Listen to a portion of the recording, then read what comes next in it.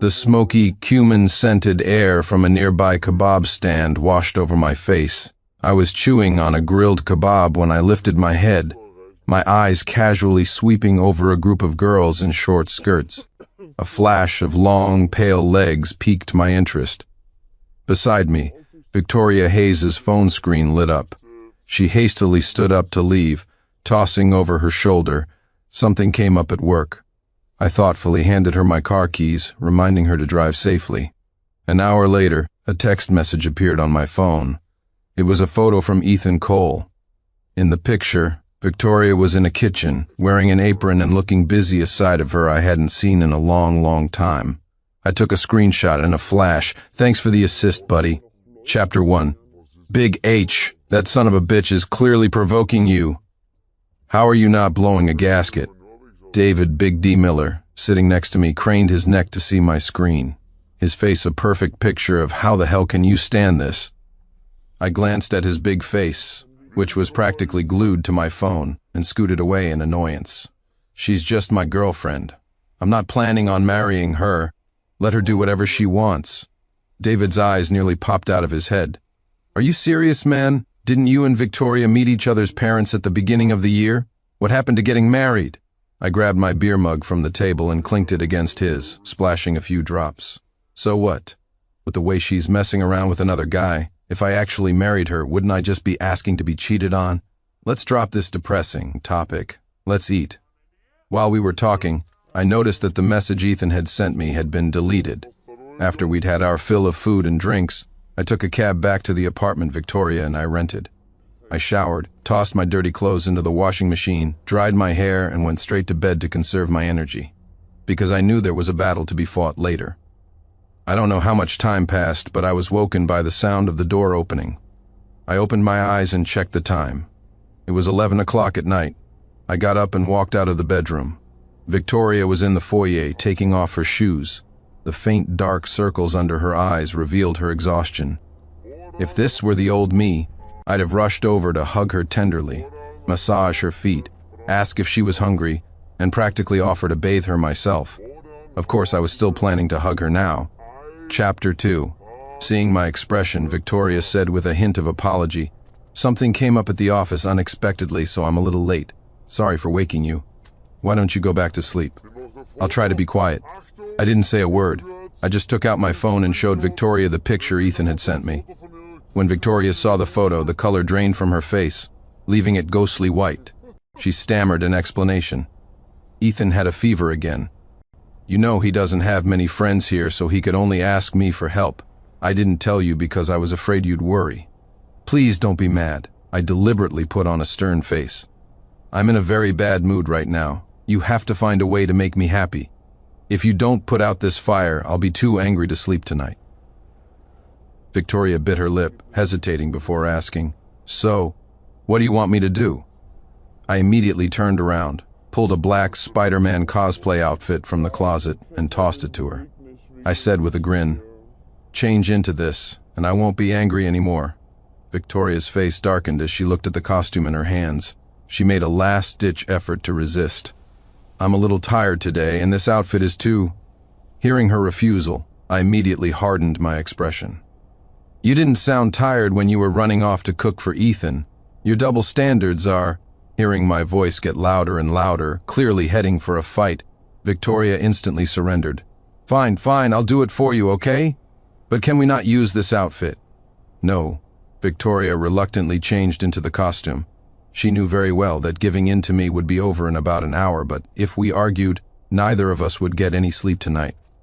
After she changed, I cheerfully pulled her into the bedroom and had her get into the pose I wanted.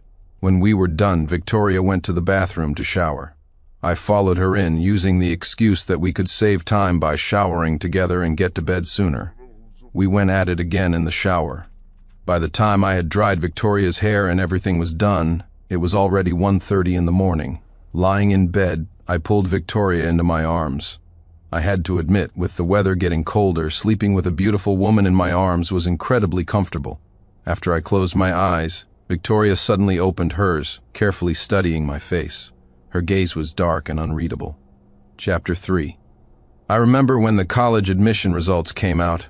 I scraped by, just barely making the cutoff for Hampton University. The first time I saw Victoria was during our first class meeting. I'm not exaggerating when that girl stood there. It was like she had her own built-in soft focus filter. Even the sycamore trees outside the window seemed to straighten up, trying to get a better look. I'll admit it. I was a hopeless case for a pretty face who had never seen the world. My eyes were practically welded to her. I couldn't look away. Unfortunately, back then, I was a total rookie when it came to love. My 18 years of being single since birth having left my experience bank completely empty. Looking at Victoria was like looking at a fragile piece of art. I wanted to get closer but was afraid my clumsy self would mess things up. All I could do was play out the drama of can I win her over, 800 times a day in my head. The turning point came the day my roommate got a girlfriend. When he came back to the dorm holding a bouquet of roses, all my other roommates turned to look at me, the last single man standing. Spurred on by their encouragement, the very next morning I launched what could only be described as a full-blown, almost suicidal offensive to win Victoria over. At first, my pursuit of Victoria didn't go smoothly. When I confessed my feelings, she calmly rejected me. But I didn't give up. I pursued her relentlessly for 2.5 years. Winning her over became an obsession. I tried every trick in the book to please her, finding all sorts of ways to give her gifts. I even secretly sent her best friend, Chloe Thompson, some money on Venmo to put in a good word for me. Perhaps she was moved by my persistence, because in our junior year she finally agreed to be my girlfriend. But she had one condition. After graduation, she wanted me to stay in Kingsport with her. I was from Louisville, and she was from Irvington. Both cities were in the state of Hamilton. Kingsport was the state capital. The drive from Kingsport to my home in Louisville was less than 3 hours, so her request wasn't a difficult one for me to meet. Chapter 4. After we made it official, I felt like I was drawn to her by an invisible string, always wanting to be near. I had to see her almost every day, listen to her talk about her day, and see the light in her eyes. Only then could that strange emptiness in my heart be filled, and only then would I feel at ease. After all, she was the girl I had worked so hard to win over. When she smiled, her eyes would curve like crescent moons, as if they were filled with starlight, making even the air around us feel sweet.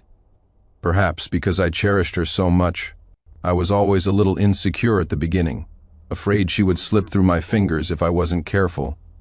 The tide of graduation pushed us forward. Luckily, we both managed to put down roots in Kingsport and find jobs. The pay wasn't great, and in a city where every square inch is worth its weight in gold, we had to count every penny if we didn't want to rely on our parents. To save money, Victoria suggested we rent a 1-bedroom apartment together. Living together, even my dreams felt sweet. During the day, we were busy with our own work, but at night, we'd return to our little sanctuary and shed the fatigue of the day. When a man and a woman live under the same roof, those subtle feelings quietly ferment in the little moments of daily life. Naturally, many things just fell into place. Chapter 5. A friend once told me when guys who've been chasing love for too long finally hold the hand of the person they've dreamed of, the light in their eyes quietly dims. It's not that the love is gone, it's that the long pursuit has ground the burning passion in their hearts down to fine dust. That heart-pounding feeling where even the air seemed to tremble when you first saw her was slowly chipped away by a dull knife through countless nights spent waiting for a reply, through carefully planned dates that were gently declined. When you finally break down that door, what you hold in your hand is less the long dreamed of tenderness, and more an obsession with finishing what you started. It's like solving a math problem you've been stuck on for ages. The moment the answer is revealed, hidden within the ecstasy is the exhaustion of a burden finally lifted. That obsession, simmered over time, had long since brewed pure affection into a bitter wine. But you can't generalize about people. After I had Victoria completely for the first time, the only thing in my heart was a sense of responsibility. She had given herself to me completely, and I had to be responsible for her. So during the first Christmas after we moved in together, I asked if she wanted to come home with me to Louisville for a few days. After she had a good time, I would drive her back to Irvington. This way, my parents could meet her, and her parents could meet me. If her parents were satisfied with me, I would propose to her. If they weren't, I would just have to try harder. Victoria naturally guessed my intentions right away, but unfortunately, she refused. She told me, "I just got confirmed in my position not long ago. If I get married now, my boss might have an issue with it, and I probably won't be considered for promotions." I was a little disappointed, but I could understand. Many companies these days are very particular about female employees getting married and pregnant. Because of labor laws, if a company doesn't grant maternity leave, it's an open and shut case in court. If you're married, the company will definitely consider the possibility of you having children, and promotions will generally be off the table. Chapter 6. In the third year of living with Victoria, she had a small breakthrough in her career and was promoted to team leader at her company. Although it wasn't a high-ranking position, it had leader in the title, making her a junior manager. Her income also increased significantly, which was exciting for both of us. That Christmas, Victoria proactively suggested going back to my home to meet my parents. On the way there, she was a nervous wreck, constantly asking me about my parents' personalities, what they liked, what their pet peeves were, afraid she would do something wrong.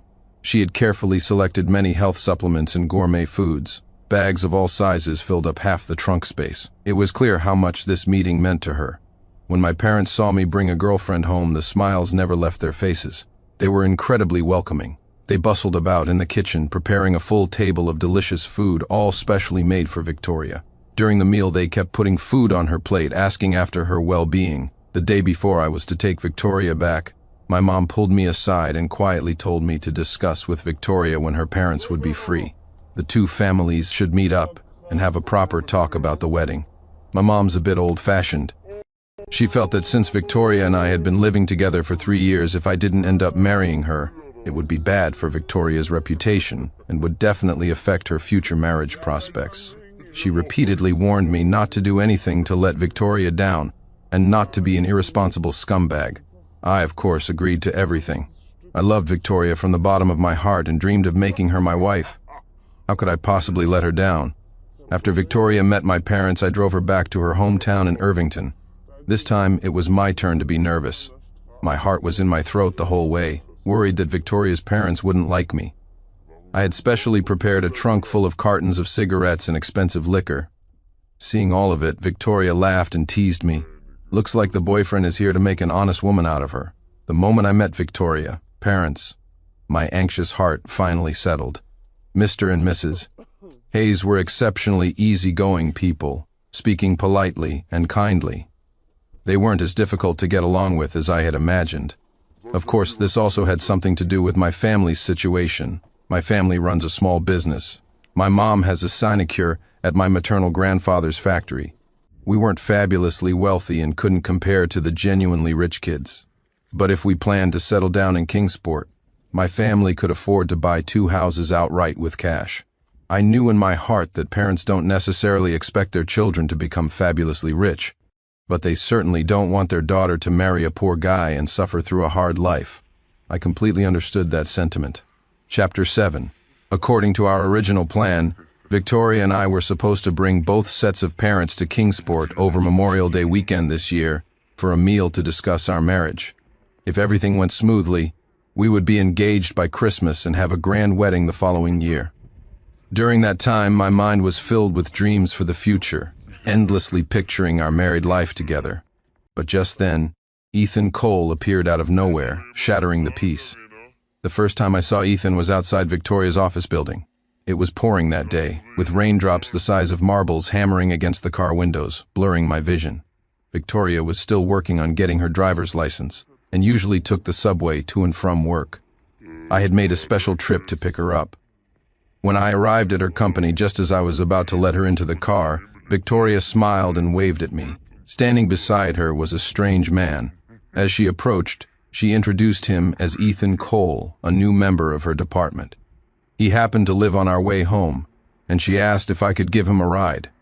To be honest, I'm not a generous person, especially in relationships. I'm a bit possessive, and I don't like seeing my girlfriend getting too close to other men. But I'm not the type to make a scene over nothing. He was her colleague after all. Refusing would put Victoria in an awkward position, so despite my reluctance, I nodded and let Ethan get in the car. After I dropped Ethan off, he didn't even give me a proper look as he got out. He just said a simple thanks to Victoria and walked into the building without a backward glance. The atmosphere in the car was a bit heavy on the way back. I couldn't hold it in any longer and sullenly told Victoria to keep her distance from this Ethan guy in the future. I even specifically pointed out that the way Ethan had looked at her felt off. A man might not understand a woman, but he definitely understands another man. In Ethan's eyes, I saw a bottomless pit of desire directed at Victoria, but Victoria didn't take my words seriously at all. Instead, she grumbled, "You're just being petty. We were just giving a colleague a ride. Is it really that big of a deal?" Later that night, after a shower, I ultimately let my little head do the thinking for my big head. Not only did I manage to calm myself down, but I also went and apologized to Victoria. We then had a wonderful night together. Chapter 8. Truthfully, I knew Victoria wasn't the type to have a change of heart easily. I had always trusted her completely. She had an innate sense of propriety, something I had noticed since college. During our university years, plenty of guys pursued Victoria, including some well-off rich kids, but she always maintained an "I don't want to date" in college attitude, rejecting all suitors without mercy. Those guys couldn't even give her gifts, let alone get her contact information. Most of them gave up within a month. So, throughout college, besides me shamelessly tagging along, there were hardly any other guys around her. Moreover, Victoria wasn't a gold digger. She had a strong sense of self-respect. After we got together, she never once asked me for any gifts, not even a hint. She even insisted on splitting the rent for our apartment, saying she didn't want to take advantage of me. Of course, just because she didn't ask didn't mean I wouldn't do anything. Victoria's family was of modest means, and she usually dressed very simply. I remember the day she passed her job interview, I insisted on taking her to the mall. I bought her 2 sets of decent professional outfits and a new 300 designer bag, spending over $2,000 in total. Victoria was so mad she kept pinching my arm, muttering spendthrift under her breath. But I just felt that the more she didn't want anything, the more I wanted to give her the best of everything I could. The culture of comparison among girls at school was already intense. Who knew if her company had people who loved to show off? I couldn't let her feel inferior. It was because I knew this side of Victoria that I didn't dwell on the Ethan incident after that day. Victoria was beautiful. It was normal for people to be interested in her. She had a job out in the world, and I couldn't just make her quit over something so minor. That would be a huge overreaction. It just wasn't realistic. But reality slapped me hard across the face. Chapter 9. After that incident, Victoria suddenly became busier and busier, often working late into the night and continuing to work until the early morning hours after coming home. Seeing the dark circles under her eyes grow heavier each day, I felt a mix of heartache and pity, so I offered to help her with some of her work. But whenever I brought it up, she would always find excuses to refuse. One moment she'd say I wasn't familiar with her company's business and couldn't help. The next she'd say she was worried. I was already working too hard and shouldn't concern myself. At first, I thought it was just her pride acting up again, not wanting to trouble me. So one evening, while she was in the shower, I saw her laptop open on the desk. I figured I'd act first and ask for forgiveness later, helping her with whatever I could. But when I clicked open the file she was editing, I froze. The dense spreadsheets and proposals were all under Ethan Cole's name. It turned out that all her late nights and overtime were spent helping Ethan finish his work. A nameless rage surged up from the pit of my stomach, burning away all my reason. Acting on pure instinct, I slammed open the bathroom door with a bang and started yelling at Victoria, who was showering inside, demanding to know why she had hidden this from me and spent so much time doing Ethan's work. Startled by my sudden intrusion and shouting, Victoria quickly wrapped herself in a towel. Her face was pale as she came out of the bathroom, glaring at me furiously. "What gives you the right to touch my laptop? Who said you could look at my things?" In that moment, I couldn't think about anything else. My mind was filled with images of her staying up late for Ethan, and I demanded a reasonable explanation. We argued back and forth, our voices getting louder and louder, moving from the living room to the bedroom. We fought for over an hour. Victoria's tone shifted from initial angry questioning to a softer one. She explained that Ethan was new and unfamiliar with many tasks, and as his team leader, it was her duty to help him out, assuring me it wouldn't affect the team's overall progress. Bullshit, we were in the same industry, and I knew the rules of the workplace. What kind of team leader is such a doormat that they personally do the work for an incompetent new team member? Usually it's the other way around. The leader delegates their own work to the team members. Besides, if Ethan was truly that incompetent, he wouldn't have even made it past his probation period. The company wouldn't have kept him. Unless he only passed his probation because Victoria was helping him behind the scenes. No matter how she tried to explain, I wasn't satisfied. Finally, I couldn't listen anymore. I grabbed my car keys from the sofa and started to walk out, planning to stay at a hotel for the night so we could both cool off. Victoria tried to stop me, but she was still only wrapped in a towel. She followed me to the door but then stopped, just standing there watching me with a complex look in her eyes. Lying in the hotel bed, I tossed and turned, unable to sleep. The more I thought about it, the more something felt wrong. Victoria wasn't the type to accommodate others without reason. Her reaction was too abnormal. I felt like she was hiding something from me. The next day, I went to work as usual. My phone kept buzzing with text notifications. Victoria had sent me many messages and called several times, but I didn't answer. I was still fuming. It wasn't until after work, sitting in my car and watching the traffic stream by, that I slowly calmed down. Running away wouldn't solve the problem. I had to go back and ask Victoria one more time what was really going on. Chapter 10. Victoria and I sat facing each other, the air thick enough to cut with a knife. I took a deep breath and said directly, "If you're not willing to tell me the truth, then there's no point in us continuing." Victoria's gaze flickered, and she nervously twisted the hem of her clothes, remaining silent for a long time. After much hesitation, she slowly raised her head, her voice trembling almost imperceptibly as she finally told me the truth. She and Ethan were neighbors. They had attended the same elementary, middle, and high schools, making them childhood friends. Ethan grew up without a father, and his mother passed away just before the college entrance exams. The devastating blow caused him to fail his exams and repeat. A year after Victoria went to college, they lost contact. She never imagined that Ethan would end up working at her company. I was just looking out for him because of our childhood friendship. And since both his parents are gone, life has been tough for him, so I wanted to help him out at work as much as I could. Victoria's voice grew quieter. I helped him with his work because he asked, and I found it hard to refuse. "Then why didn't you tell me before?" Victoria continued to explain. "I was afraid you'd overthink it.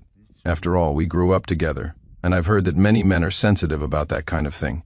I still couldn't quite accept Victoria's explanation, mainly because this was the first I'd heard of her having such a saintly, self-sacrificing side, but my anger had subsided quite a bit. I thought about all the ups and downs Victoria and I had been through. The thought of breaking up with her over something like this was painful. I couldn't bear it. So I told Victoria she was not to help Ethan anymore and that she couldn't hide things from me again. If she really couldn't bring herself to tell him off, I would go and warn him for her. Victoria was probably scared by my behavior the day before and repeatedly promised it wouldn't happen again. Chapter 11. For a while after that, Victoria did indeed stop working late and came home on time. But about 2 weeks later, one day I waited until 8 o'clock and she still hadn't returned. So I started calling her. I pressed the dial button until it was hot, but all I heard was the mechanical female voice repeating, "The number you have dialed is currently unavailable." I messaged Victoria's other colleagues, but they all said she had already left work. With no other choice, I could only sit on the sofa and wait for her to come home. It wasn't until 11 o'clock that night that Victoria finally returned. Her coat was damp with the night air, her hair was a mess, and there were faint dark circles under her eyes. "Where have you been?" My voice was hoarser than I expected, laced with a tension I hadn't realized was there. She paused as she was taking off her shoes and looked up, her eyes avoiding mine. "Ethan had a fever. I went with him to the clinic to get an IV drip."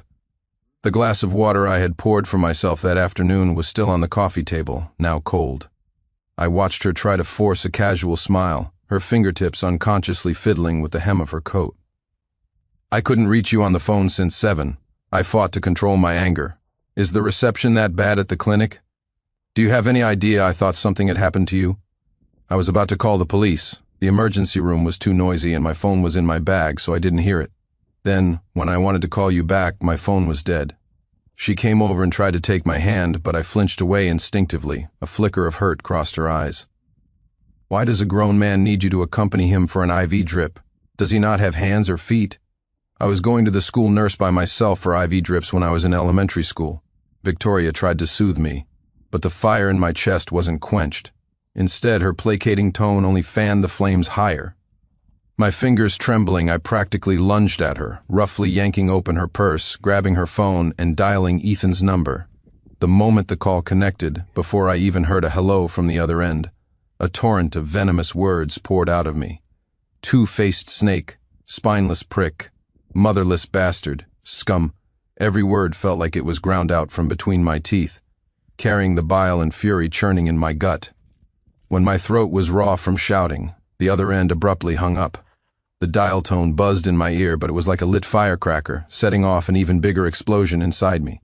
I dialed again. I cursed again. When the dial tone turned into a cold, automated message, I threw her phone onto the sofa, grabbed my own, and dialed again, continuing to insult Ethan, focusing on his mother, with his father as a secondary target, and his entire ancestry as the blast radius. It wasn't until my number was also blocked, and all I heard was the mechanical female voice, that I felt like a punctured balloon, collapsing onto the carpet, completely drained of energy. My phone slipped from my hand and hit the floor with a thud. Suddenly a sharp, stinging pain shot across my face. It took me a couple of seconds to realize that Victoria was standing in front of me, her right hand still frozen in mid-air, her knuckles white. Her eyes were terrifyingly red, tears streaming down like broken pearls. The voice that came from her throat was hoarse and trembling. "When are you going to stop this?" Before, I was angry because I hid the fact that I was helping Ethan. This time, I just went to the hospital with him for an IV drip, and I told you as soon as I got back. And you're still angry. I apologized to you immediately, but you didn't accept it. Instead, you grabbed my phone and verbally assaulted Ethan, even using his parents' situation to attack him. That was too much. Victoria hurled many accusations at me, but I couldn't hear a single word. Only one thought remained in my mind: she had actually hit me for that scumbag. Chapter 12. We're done. I left with those words and walked out. Just like last time, I found a hotel to stay in. Victoria didn't follow me. In the hotel room, I tossed and turned, unable to sleep. I picked up my phone, found Ethan on my contacts, and sent him a friend request on a social app, filling the note with all sorts of curses. I knew he would see it. I sent dozens of friend requests until I got annoyed. I put my phone aside and started to think about my situation with Victoria. To be honest, from the time I started pursuing Victoria until now, we've known each other for over 7 years.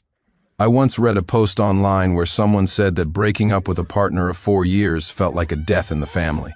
If I really had to break up with Victoria, I felt a bit of that too. But one thing's for sure.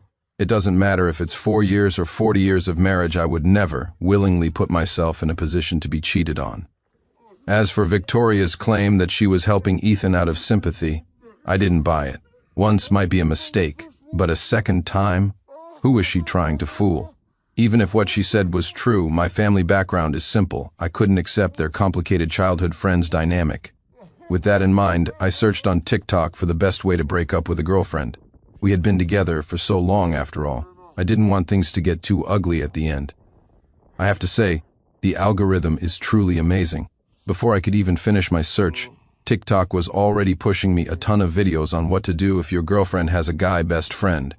In one of the videos, a girl wanted to go to a bar with her guy friend, and her boyfriend had no reaction at all. When his friend asked why he didn't mind, he just said, "She's just my girlfriend. I'm not planning on marrying her." Well, damn. I had a dark epiphany right then and there.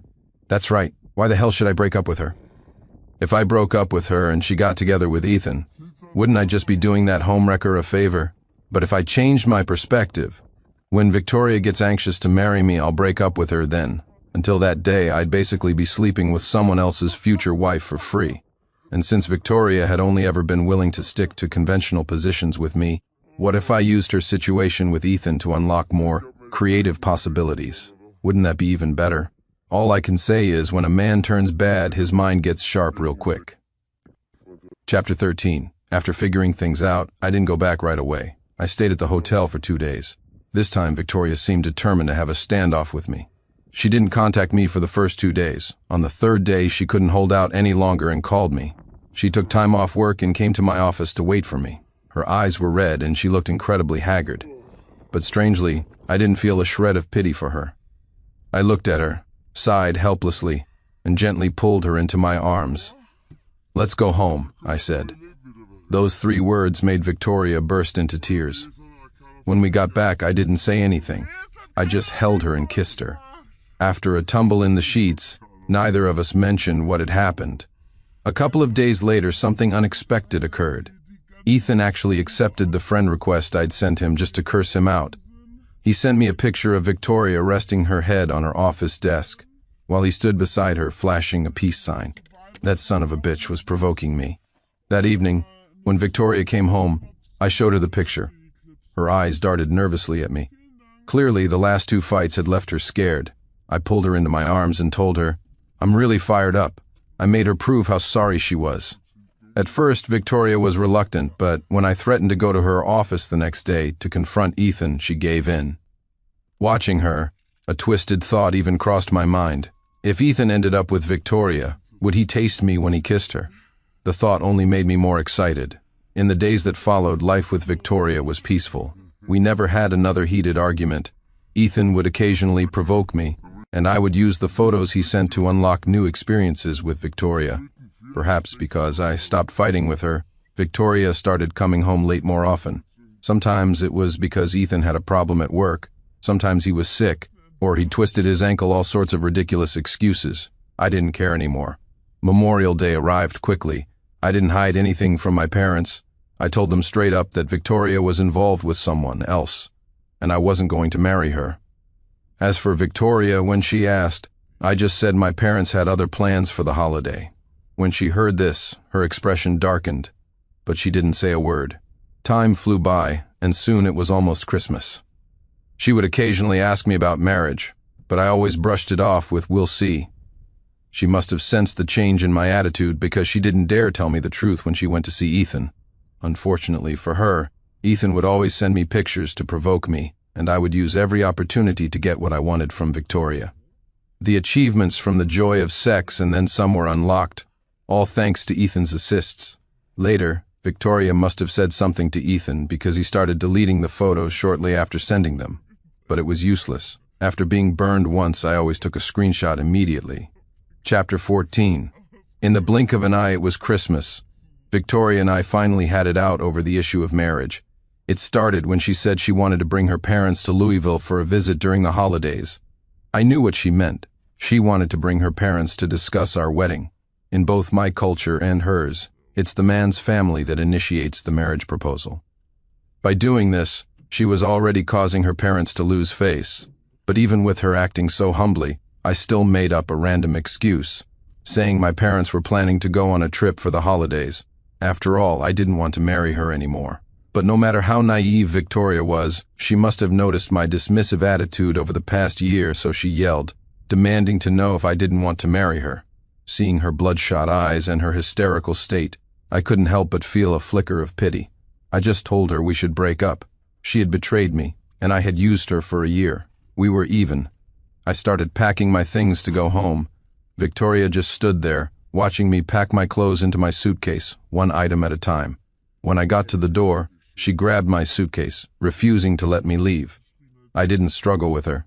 I just looked at her coldly, watching until the light in her eyes finally died. Then I pulled my suitcase and left. After leaving the apartment, I didn't go straight home. I went to my company first to resign. I had stayed in this city for Victoria. After the breakup, there was no reason to stay anymore. Besides, the director's annual salary at my current job was about what my dad's factory cleared in a month. I might as well go back and take over the family business. Chapter 15. The day after I got home, I received a call from Victoria's mother, Martha Hayes. I maintained the proper respect for an elder on the phone. Mrs. Hayes's voice was filled with anxiety. She told me Victoria was not doing well at all. After returning home, she had locked herself in her room, refusing to eat or drink. They were worried sick and asked if Victoria and I had had a fight. I didn't think I was the one at fault, so I told Mrs. Hayes everything about Victoria and Ethan. I explained that Victoria had spent several nights at Ethan's place until very late, and I simply couldn't accept her behavior. To my surprise, upon hearing the name Ethan Cole, Mrs. Hayes became extremely agitated. She poured out a long story about Ethan. It turned out that Ethan's mother had worked in the sex trade, and Ethan was the accidental product of one of her clients. In their town, the locals treated the mother and son like filth. and forbade their own children from playing with Ethan. Mrs. Hayes also said that when Victoria was in high school, she discovered that Victoria and Ethan were getting close, which terrified her. Even though Victoria explained they were just friends, she couldn't stand it.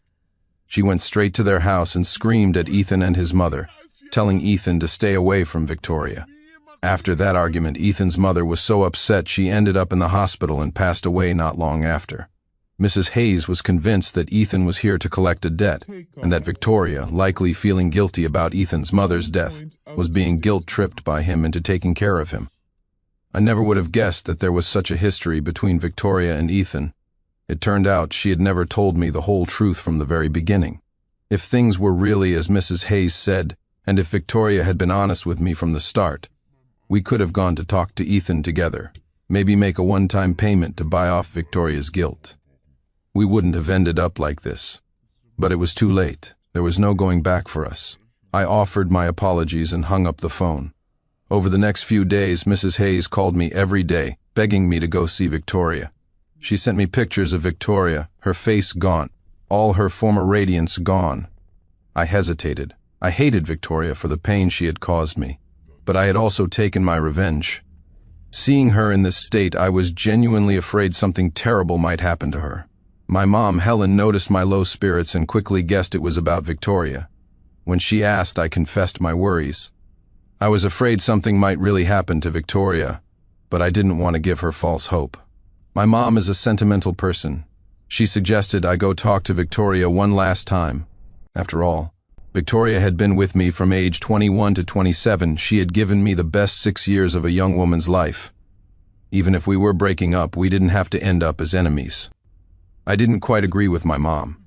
A girl's youth is precious, but what about mine? Still, I went to see Victoria. At the end of the day, I still had feelings for her. I couldn't be that heartless. Chapter 16. My memory is still pretty good. I remembered where Victoria's family lived. When I knocked, Mr. and Mrs. Hayes opened the door. Their faces lit up with surprise and relief, as if they had found a savior. They immediately pulled me towards Victoria's room. Mrs. Hayes knocked on the door for a long time, but there was no response from inside. It wasn't until she called out, "Sincere is here, Vicky. Open the door," that the door slowly creaked open. When Victoria saw me, she threw herself at me, clinging to me as if she wanted to merge her body with mine. I gently patted her back and led her back into the room. She held my hand tightly, unwilling to let go for a second. After a long while, she finally spoke, her voice cautious. "Sincere, I've thought about it. I was wrong before. If you don't want to get married yet, I can wait. You don't like me helping Ethan, so I'll never talk to him again. If you don't believe me, I can change jobs." "It's too late, Victoria," I interrupted her. "Your mom already told me about you and Ethan. I don't know what you were thinking back then, but from the moment you helped Ethan with his work and we had that huge fight and you still didn't tell me the truth, it was already over between us. Not to mention all those times you went to take care of him. How do I know nothing happened between you two?" "I didn't," Victoria tried to explain hastily. I cut her off again. "You can glue a broken mirror back together, but the cracks will always be there. You've lied to me so many times. I can't trust you anymore. I came here this time out of respect for our many years together. I want to urge you. You've already let me down. Don't let your parents down too. Look at the state you're in. Have you thought about how worried they are? And what does Ethan's mother's death have to do with you? If you have to blame someone for her death, it should be him. He knew everyone around him hated him, yet he insisted on bothering you. He brought this on himself." I said a lot, talking until my throat was dry, as if I was venting a year's worth of resentment. By the end, Victoria had stopped talking and was just sitting there crying. I walked out of the room. Seeing Mr. and Mrs. Hayes rush to Victoria's side, I didn't linger and left immediately. I had said what needed to be said. From now on, at least my conscience would be clear. Chapter 17. After the holidays, I called David Big D Miller. David was a local from Kingsport and also my university classmate. I told him everything about Ethan Cole, hoping he could help find someone to pose as Ethan's father and go to Ethan's company to spread the word that he was the bastard son of a whore. I was willing to pay for it. It's not that I hadn't thought about getting revenge on Ethan before, but in this day and age, getting into a fistfight could land me in jail. As for causing a scene at his company, Victoria worked there too. If I made a big fuss, even if I managed to ruin Ethan, Victoria's job would inevitably be affected. I just couldn't bring myself to be that cruel to her. David had watched Victoria and me go through everything. After hearing my request, he thumped his chest and promised he would take care of it, telling me to wait for good news. A couple of days later, David sent me a video. In the video, an older man was at Ethan's company looking for him. I recognized him at once. It was David's father, Mr. Miller. When Ethan came downstairs, Mr. Miller immediately threw his arms around him, weeping and wailing, loudly proclaiming that when he was younger, he had hired a prostitute, and in a moment of pleasure, hadn't used protection. He never expected that the prostitute would actually give birth to his child. Then, he demanded that Ethan call him Dad, and preferably kowtow to him. The receptionist immediately pulled out a bag of sunflower seeds and started munching. After Mr. Miller's performance, Ethan's career at that company was definitely over. I blurred out Mr. Miller's face in the video and sent it to a gossipy former colleague of mine. While it wasn't exactly a powerful form of revenge, I finally felt like I had let off some steam. After taking over my father's factory in Louisville, Victoria called me a few times, but I never picked up. She came to Louisville to find me, but I refused to see her. Later she got Chloe Thompson, the best friend I used to bribe in college, to try and mediate. I told Chloe to spend a night with me in a hotel room. I wouldn't do anything to her, but as long as her husband didn't mind, I would consider getting back together with Victoria. After that, Chloe never contacted me again.